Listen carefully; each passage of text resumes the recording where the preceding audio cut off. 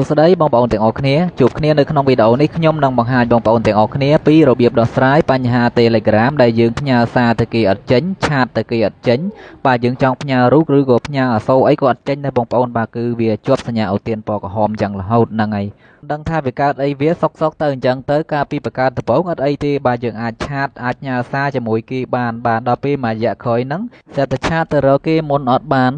បាទតើតែឲ្យគេនឹងឆាតមកមុនបានយើងអាចឆ្លើយតបអាចឆាតតទៅគេវិញបានបាទបើសុកយើងឆាតទៅរកគេមុនគឺវាចេញអូសទានចឹងរហូតបាទចេញសញ្ញាអូសទានពណ៌ក្រហមចឹងហើយវាលោតអក្សរមកផ្ទាំងនេះមកឲ្យយើងមើលទៀតថាយើងនឹងឆាតអត់ចេញទេបាទមិនដឹងថាមកពីមូលហេតុអីតែសុកទៅអញ្ចឹងទៅបងប្អូនបាទឥឡូវបងប្អូនមើលពីវិធីដោះស្រាយទាំងអស់គ្នាបងប្អូនគឺតែមិនតិចទេបងប្អូនបាទបងប្អូននឹងអាចឆាតវិញបានដូចធម្មតាហើយបាទបងប្អូនអាចឆាតទៅរកគេមុនបានហើយមិនចាំបាច់ឲ្យគេឆាតមកមុនទៀតទេអញ្ចឹងនៅពេលដែលវាលោតអក្សរមកផ្ទាំងហ្នឹងមកបងប្អូននឹងឃើញមានពាក្យមួយដែលគេដាក់ថា Learn More បាទបងប្អូនចុចនៅត្រង់កន្លែងហ្នឹងមកបាទមកដល់កន្លែងនេះបងប្អូនចុចនៅលើពាក្យ Start នៅខាងក្រោមនឹងមួយទៀតមកបាទបន្ទាប់មកទៀតវាលោតអក្សរ4ជួរនេះមកឲ្យបងប្អូនចុចយកពាក្យខាងក្រោមគេនេះមកនេះបាទរួចហើយវាលោតពាក្យ Yes No ចេះមកហ្នឹងហើយបងប្អូនកន្លែងនេះយើងចុចយកពាក្យថា Yesបាទរួចហើយវាលោតអក្សរ2ជួរនេះមកឲ្យទៀតអញ្ចឹងកន្លែងហ្នឹងបងប្អូនចុចយកពាក្យខាងលើវិញម្ដងមកដល់ត្រង់កន្លែងនេះអត់មានលោតពាក្យអីមកឲ្យយើងទៀតទេបាទគេឲ្យយើងចុចនៅលើអក្សរពណ៌ QQ នេះបងប្អូនបាទ Verify you are a human ហ្នឹងហើយអញ្ចឹងយើងចុចនៅចំកន្លែងអក្សរ QQ ហ្នឹងមកហើយចុចលើពាក្យ Open នេះមកនេះបាទបន្ទាប់មកវានាំយើងចូលទៅកាន់ browser មួយបាទហើយបងប្អូនរងចាំតិចដើម្បីឲ្យវាលោតចេញសញ្ញាគ្រីសមកសិន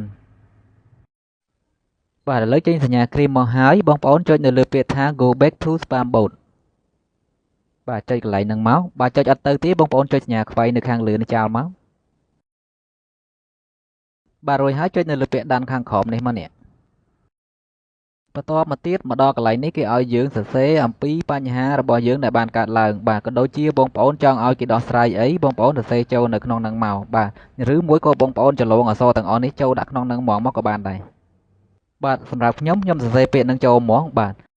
Hello team my account was limited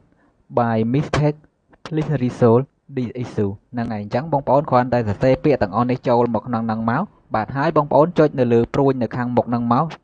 ជាការស្រេចបាទហើយបងប្អូនរងចាំប្រហែលជា10ទៅ15នាទីបាទបងប្អូន account បងប្អូននឹងអាចឆាតទៅរកគេមុនបានហើយបាទអញ្ចឹង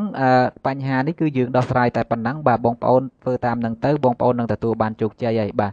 បើសិនជាបងប្អូនពេញចិត្តវីដេអូមួយនេះបាទបងប្អូនកុំភ្លេចជួយចែករំលែកជួយ share ដើម្បីឲ្យមិត្តភ័ក្តិរបស់យើងបានដឹងផងបាទព្រោះអីបញ្ហាមួយនេះគឺ